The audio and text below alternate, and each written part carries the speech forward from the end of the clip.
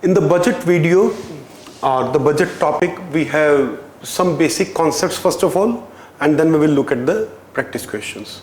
So first basic concept that we see in budgeting is revenue account versus capital account. So revenue versus capital. So we define the capital account, and what does not go into capital account comes to revenue. Think of it like that. Okay, so it's like we define light, and whatever is not light is darkness. Okay, so it's like that. Sounds a bit philosophical, I know. Okay, I sound a bit like Sadhguru here, but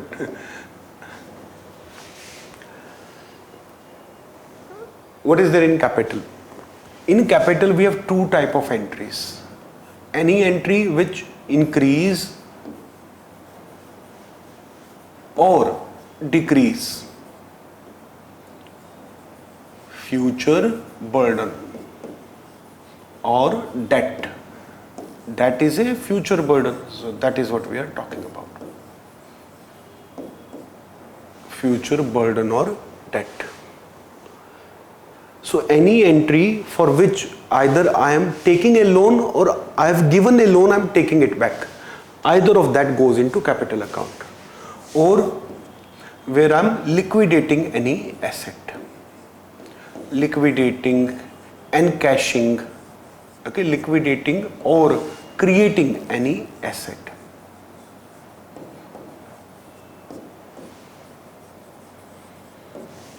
Okay. Either way, it will go into capital account. When it comes to the capital expenditure, either my expenditure will create asset or it will create more loans. Okay, I'm giving more loan to others, which is also an asset, by the way. Okay, our loan that we give to others are called assets. Think about NPA. NPA are non-performing assets. NPA are loans that bank has given, which is it is not able to recover properly in a proper time as per the original agreement. So those become NPA eventually. So NPAs contain the term asset. That means for bank, their loans are assets which are non-performing. That is the easiest way to remember. Link asset with NPA, and that way you can always differentiate it easily. Now liquidating or creating asset, either I am creating a loan, okay, or I am encashing any asset. So I've given loan to someone, I recover it. That would be my capital revenue. Similarly, I had something, I sell it, that also will be capital account revenue. I take loan, that will also be capital account revenue. I give loan, that will be capital account expenditure. So likewise. And whatever doesn't come into these two criteria will be in revenue. We do not define revenue otherwise. Okay, general idea is revenue account entries are reoccurring. Okay, they regularly reoccur. Whereas the capital account entry generally do not tend to reoccur. So there is a special entry for which we have to look specifically, loans. The principal repayment. The principal repayment is capital. But interest repayment is revenue expenditure. Okay, this is one complexity that you need to remember. Why it is so? Because think of it like that. I've taken a loan of 5 crore. Every year I pay interest on it. Remember, only the interest, not principal. Then for my entire life I can continue to pay the interest. I will never be able to repay the loan. So this will become regular and reoccurring entry. Okay, by doing so I'm not repaying my loan. By doing so, basically I'm using loan as a service. Okay, and for getting that service I'm paying, simply like that. I've taken service from someone. Okay, this service is in the form of fund, and over here basically what I'm doing, how I'm paying them, in the form of interest. So this is a regular annual payment for taking their funds. So if I just pay the interest, if I do not pay the capital, so interest component go into the revenue account, and principal repayment go into the capital account. So this is one specification we got to remember. Now into the context of budget, we also need to understand consolidated fund, public account, and contingency fund. What is contingency? Sorry, Consolidated Fund of India. You must have heard of a term called treasury, okay, खजाना. So पुराने समय में बादशाहों के पास या राजाओं के पास खजाना होता था. So Consolidated Fund of India Bharat सरकार का खजाना है. Okay, so there used to be treasury, there used to be a treasure with the king. Okay. Now in the modern time with Government of India, the Consolidated Fund is the treasury of the Government of India. So Consolidated Fund is where all the revenue and expenditure of Government of India are from. Okay, government want to spend anything, the money will come from Consolidated Fund of India. Government earn anything, that money also go into Consolidated Fund of India. All the budget basically is there to deal with Consolidated Fund of India. All the budgetary entries are about Consolidated Fund. In fact, this Consolidated Fund is protected by Constitution in a way that if you want to withdraw any money from Consolidated Fund, okay, you need to get a permission from the Parliament. Executive means government can't spend or withdraw money or deposit money as per their choice. They can do it only after permission from Parliament. So budget is basically an exercise through which they take permission for 1 year. Okay, for the coming year we are going to deposit this much, withdrawing this much. That is generally how government operate. If it is not manageable within that, they may use some of the funds through treasury bills. So that is how governments do. Budget is all about Consolidated Fund. What is public account then? Government of India directly also borrow money from public through small saving schemes, okay, through post office, through provident fund. This money doesn't come into the budget of India. Okay, this money is separate. We deal it with separately. Here, money coming from common public as deposit, as borrowing, okay, and we keep it separate. And that is public account of India. This is the money that belongs to the common public of India. Government has borrowed it, government will repay it. Provident fund, post office deposit, national savings certificate, Sukanya Smriddhi Yojana, okay, these are some of the examples of the money that goes to public account of India. Then there is contingency fund. Contingency means emergency. This is emergency fund meant for war situations and situations of disaster management control. Okay, so contingency fund, basically how money comes in contingency fund. For contingency fund, money comes through budget also. From budget we allocate. हम consolidated fund से कुछ पैसा निकाल के contingency में डालते रहते हैं ताकि वो फंड बना रहे. Okay, so from consolidated fund we deposit some money into contingency fund from time to time through budget. Okay, in fact annually we do it through budget. Then money received in Prime Minister Disaster Relief Fund, President Disaster Relief Fund also go to Contingency Fund of India. So these kind of funds, those come into Contingency Fund. Now there is a fund created by Prime Minister called PM Care. That doesn't go into Contingency Fund. That is meant separately. Okay, that is managed separately because even for withdrawing money from Contingency Fund, we need certain legal approvals. Okay. So for Consolidated Fund of India, how do we withdraw money? We withdraw it in certain format. Okay, by introducing a finance bill, money bill, okay, vote on account, appropriation bill, and obviously the budget, annual financial statement. So you need parliamentary approval for withdrawing money from Consolidated Fund. So these are the three funds in relationship to the budget. Then there are deficits. Revenue deficit. Deficit in your revenue account. Revenue account, regular income, regular expenditure. Okay, tax income, non-tax income. Okay, government has a lot of department which earn. Okay, then government has to spend on those department also. There are regular expenses. Okay, so I will not go into detail of this revenue deficit right now. As I told you, concepts video will be separate. Okay, these are revision videos, and revenue deficit is too easy and straightforward for that. Effective revenue deficit. This is essentially revenue deficit only, but with adjustment of one entry. Basically from the budget, government, the central government allocates some money to state government for capital expenditure.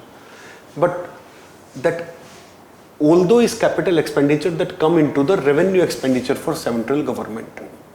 Okay, so there is a special entry.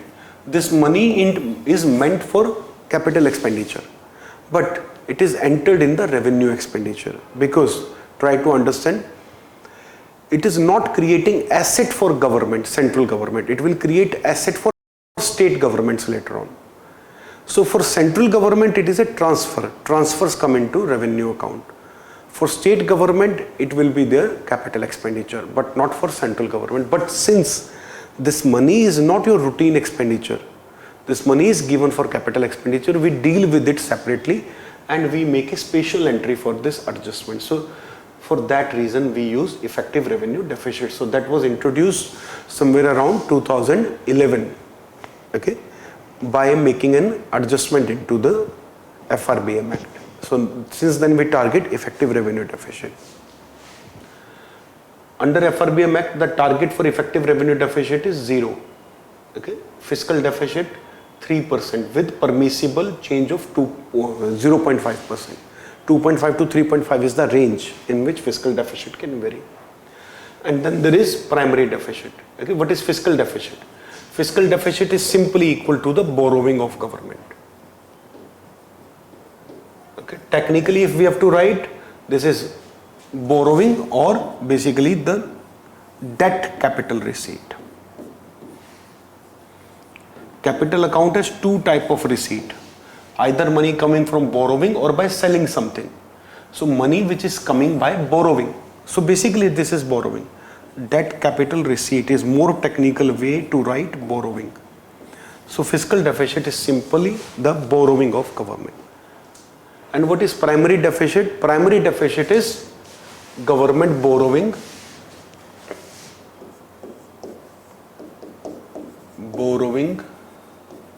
minus interest payment.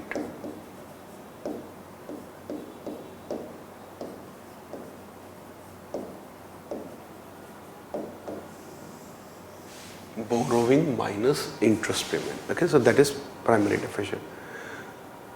Why do we calculate primary deficit? Okay, what is the purpose of primary deficit? क्या concept है ये? Formula we have seen. Primary deficit is simply the situation in which we are saying if there is no past burden on the government. Okay, if this is the first year of this government with absolutely no loan from past, if we assume for a moment that there is no debt, if there is no debt, there will not be any interest payment. Okay, so if we for a moment assume there is no interest payment burden on the previous loan, then how much is the deficit?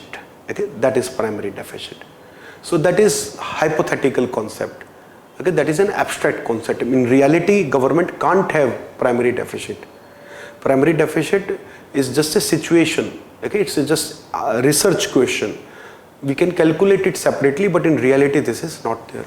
So primary deficit is useful because if primary deficit is negative, then it means we are paying more and borrowing less, and that way our debt to GDP ratio will fall. Government has taken debt to GDP ratio is a very important indicator. So if primary deficit is negative, debt to GDP ratio will definitely fall. So this is the importance of primary deficit. So with this we have discussed the deficits also. And then there is debt, public debt, external debt, internal debt. So I will discuss that as we will be discussing different questions. Okay, similarly zero-based budget I will discuss in questions. Outcome budget and performance budget. Okay, the typical budget is outlay budget. In outlay budget we tell that this is the money we are allocating for a specific purpose. Okay, that this much money we gave to education department, this much money we gave to this scheme. That is how we allocate funds under budget.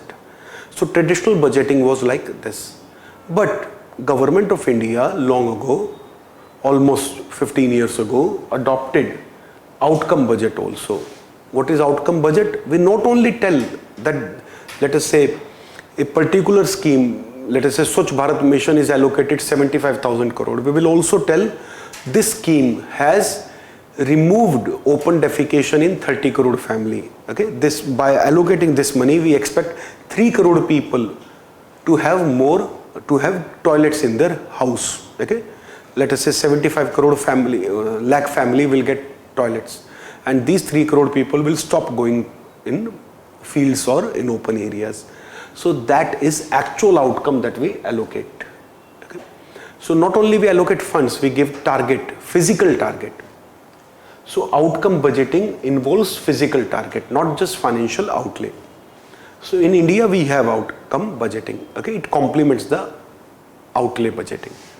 It's not that it can substitute. Outcome budgeting, outlay budgeting, these are complementary to each other. Performance budgeting. Budget that we issue is before the financial year. The current budget is 2023-24, means the year that is now going on. For this year budget was issued 3 months ago. That budget that was issued 3 months ago was an advance expectation for future. But when the year will end, we do a performance review. So this is performance budgeting. That also is there in India. But we do not have performance budgeting like annual budgeting. Performance budgeting in India is very silent. Different ministries and departments, they just release a statement or a document on their website. That's it. It is not discussed in parliament, debated in parliament like general budget. So performance budgeting is not something that is very well followed by public, unlike outcome or outlay budgeting. Outcome budgeting is today part of our budgeting process itself. Gender budgeting, how much specifically for women, okay, that is, it is not a separate budget. It is not some special treatment. It is simply highlighting the fact, basically creating a transparency how much specifically for women. Okay, and same is the case of green activities. Now let us go into the questions.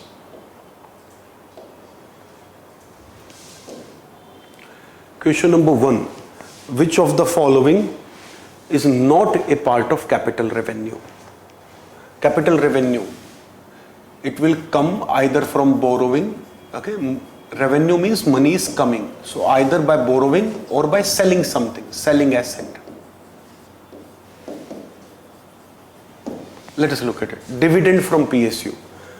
Dividend is not coming by borrowing or selling asset. Dividend continue to come. Okay, basically it's like interest.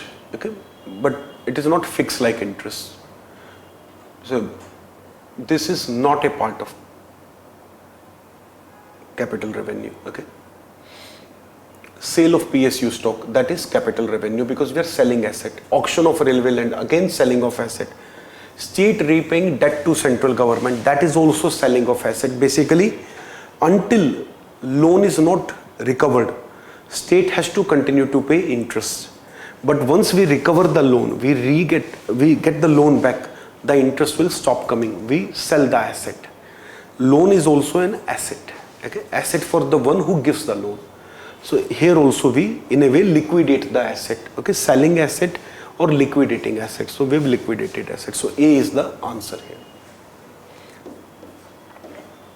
Question number 2. Which one of the following is responsible for the preparation and presentation of the union budget to the parliament? This is a previous year question, 2009. In this case, the answer is Department of Economic Affairs. Okay, so this is a direct factual question. There is no scope of discussion, debate in this one. Another previous year question. What is the difference between vote on account and interim budget? Okay, interesting. I told you that any money that we want to withdraw from consolidated fund, that must come in a certain manner after approval from parliament, and for that there are many mechanisms: budget, vote on account, okay, interim budget. Now the provision of a vote on account is used by a regular government, while an interim budget is a provision used by a caretaker government. Is it correct? It's a good tough question, I would say. Basically both vote on account and interim budget can be used by either a regular or caretaker government. So there is no restriction. So first statement is wrong. Second, a vote on account only deals with the expenditure, whereas an interim budget includes expenditure and receipt. So your regular budget, interim budget, both are about both income and expenditure, whereas a vote on account is only about withdrawing money about government expenditure. So second is correct. Okay, just 1 minute. So in this case, answer should be 2 only, B. Question number 4. This is also past year question from 2013. In India, deficit financing is used for raising resources for economic development, redemption of public debt, adjusting the balance of payment, reducing foreign debt. First of all, C and D automatically should be ruled out. These are not at all related to government budget generally. Redemption of public debt and economic development, this is where your doubt should be. Now, the rules are very clear in India. In the FRBM Act, you can see the FRBM Act, the target for revenue deficit or ERD is 0, and for fiscal deficit it is 3%. It means all the fiscal deficit should be in capital account, and that means economic development. Okay. So 1 was the answer. 5th, with reference to the expenditure made by an organization or a company, which of the following statement is or are correct? Okay, we have to look at organization or a company here. Acquiring new technology is capital expenditure. Is it correct? Yes. Okay, it is an asset for the company once acquired. It is not your regular recurring expenditure. Once you acquire technology, you can continue to produce with that. This is correct. Debt financing is considered capital expenditure, while equity financing is considered revenue expenditure. Debt financing means you are taking loan. Okay. Even if we consider it capital account, first part seems to be okay, while equity financing, when you are selling shares, is revenue expenditure. That is wrong. Second part is for sure wrong. This is previous year question. Okay. So second is wrong because when you are selling your share, you are selling assets. Whether you take a loan or you sell shares, okay, either way you are in capital account. Okay, you are not dealing with revenue account.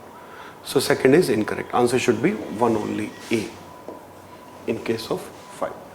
Question number 6.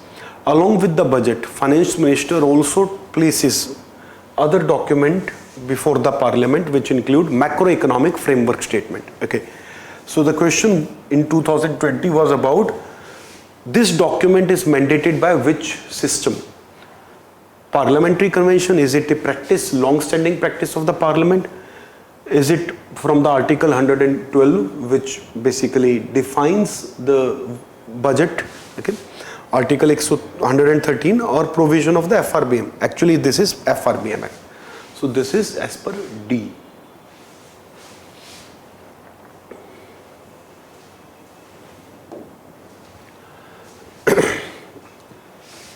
Question number 7. Okay. If a commodity, you can see from budget so many previous year questions are there. So this is very important. If a commodity is provided free to the public by the government, then if government gives something as free to public, what is the opportunity cost? Who pay it? Opportunity cost is what you sacrifice. Okay. In the microeconomics class, I have discussed it in detail. I gave many examples. So in case you have not seen my class on microeconomics, that is session number 1 in revision classes, please watch that. Now, what is opportunity cost? What we are sacrificing. So people are getting this for free. So basically opportunity cost should be 0. This statement looks fine, absolutely. There is nothing wrong with this statement, by the way. Okay. Sometimes it is possible that 2 statements look fine. You have to choose which is better. The opportunity cost is ignored. No, that is not possible. The opportunity cost is transferred from consumer of the product to the tax paying public. This is a much better statement than 1. Then D, the opportunity cost is transferred from customer of the product to government. Even this is better than A. So A is now ruled out because C or D are better already than A. Now between C or D, which one we should choose? Now simply Opportunity cost is what you sacrifice by doing something, what you did not do. That is opportunity cost. So who is sacrificing? Is government sacrificing? If government is giving something for free to public, okay, think about the freebie model. A government distributed laptops. Then there are many governments which have distributed sarees and so many different things, shawls, and so many different things are promised to people, distributed during election rallies or even by government programs. Okay, free electricity nowadays. So all of these are freebies. Who is sacrificing? Government is not sacrificing. If government would have been sacrificing, none of these freebie would be there. This is sacrifice from the tax-paying public. And they're a very small minority, okay? And that is why they're ignored. So C is the answer. Opportunity cost is transferred from the consumer of the product to tax-paying public. Okay, it is those tax-paying public who are sacrificing, who are giving up their money for this purpose. There has been a persistent deficit budget year after year. Which of the following action can be taken by government to reduce the deficit? Okay, to reduce the deficit, okay, means we have to have contractionary fiscal policy. Reducing revenue expenditure, basically any type of expenditure cut will reduce deficit. One is definitely included. Second, introducing new welfare scheme, no, that will increase deficit. Rationalizing subsidy will also cut expenditure, okay, revenue expenditure only. So third is something which will lead to one, but still both are correct. Expanding industry will also increase the deficit. So 1 and 3 should be correct. A is the answer for this one. 8th. Next. Question number 9 is also from previous year, but this is only for reference. We are not discussing this question. Okay, because this is not relevant anymore. Basically, when there was planning commission, there used to be division of the expenditure in plan expenditure and non-plan expenditure category. Now we do not have this division. Our budgeting does not have any plan expenditure, non-plan expenditure. So that is why it is not relevant anymore. Okay, and you need not bother with that. But there used to be a division like that, and I kept it specifically only for reference. So there used to be a nomenclature like that. Plan expenditure, non-plan expenditure. Okay. Subsidies, for example, are always non-plan. Okay. 10th, consider the following statement with reference to the off-budget borrowings. Okay. Interesting and important topic, and it is discussed as a concept through question only. So that is why I didn't discuss separately. These are the loans taken by the central government directly from market. Is that correct? No. If government will take it directly, then this will not be off budget. This will be in the budget. Okay, basically here what government is doing, it is asking PSU to take a loan. Okay, instead of government, ONGC will take a loan and spend that money on certain specific scheme, rather than government financing that scheme. Okay, so that is not by government directly. These are not included in fiscal deficit of government. When these are not in budget, how these can be included in fiscal deficit? So this is correct. So in this case, 2 only will be the answer for 10th. Question number 11. Which of the following items are included in non-tax revenue receipts? So we have 2 types of receipt, revenue receipt and non-revenue receipts. Within revenue receipts, we have tax receipts and we have non-tax receipt. Within non-revenue receipts, or basically capital receipts, we have debt receipt and non-debt receipt. That is how we differentiate. There are 4 divisions in the receipts or collections. Disinvestment. Disinvestment is a capital receipt. We are selling something. Okay, disinvestment is coming from sale of shares. Fee, penalty and fine, and those shares are assets. Okay, it is not something like government is selling pens and making income out of that, that would be a different thing. Fee, penalty and fine, this is a revenue receipt and this is a non-tax receipt. So two should be included. Interest receipts on the loan given, this will also be a revenue receipt. Okay, interest whether you pay or you receive is in revenue account.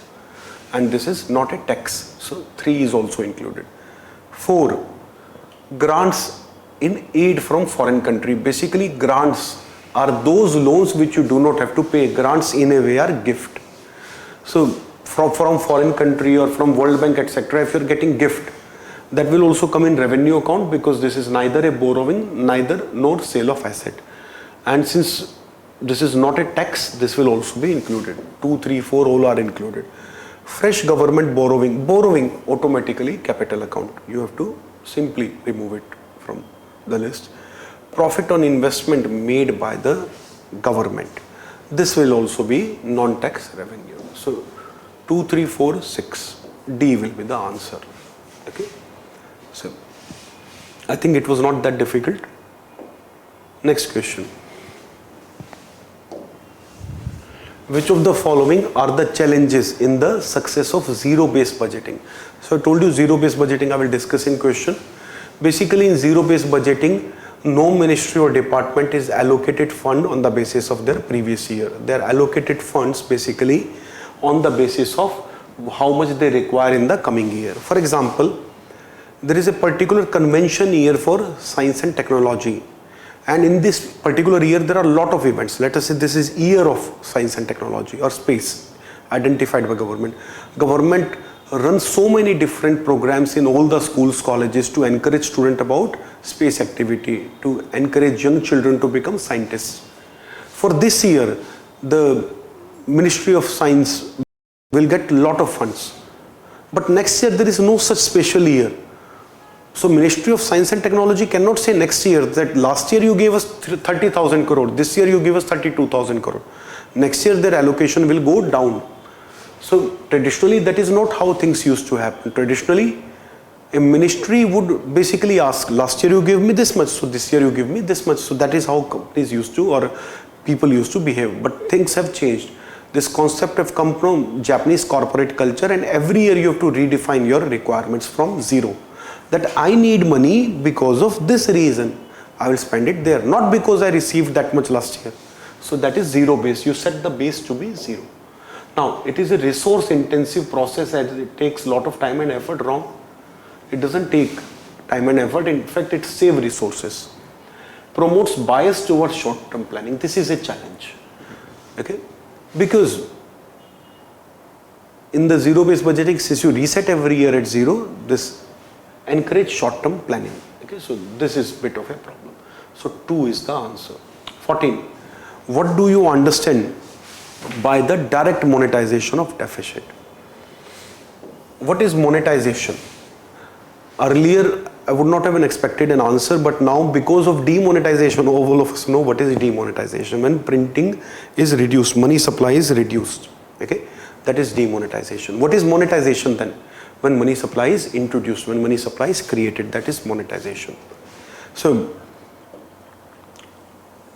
monetization of deficit. Deficit is financed by introducing more currency into system. That is direct monetization. And that is when government directly borrow from RBI. Okay, RBI, from where it will give funds? It will create new money supply for government. If RBI sell bond on government behalf and take funds from banks, we are not creating new money supply, we are circulating money from financial market to government. But if this is not coming from financial market, we are creating new money supply, adding to the money supply in the market. So that is the monetization. Answer is D, purchasing of government security by the RBI from the primary market. Okay. So D is the answer. And with this, I end this session. Okay. And in the next session, we will be discussing about taxes. Okay. And then eventually, we will also discuss the economic survey, the budget, and the current affairs. So this is going to take some time. I originally wanted it to be little short and one concise video, but this is taking some time and will spend some time, okay, because covering everything is more important. Okay, so I hope this video has helped you. Kindly share it, okay, with your friends, in your circle, if you like the content. Thank you.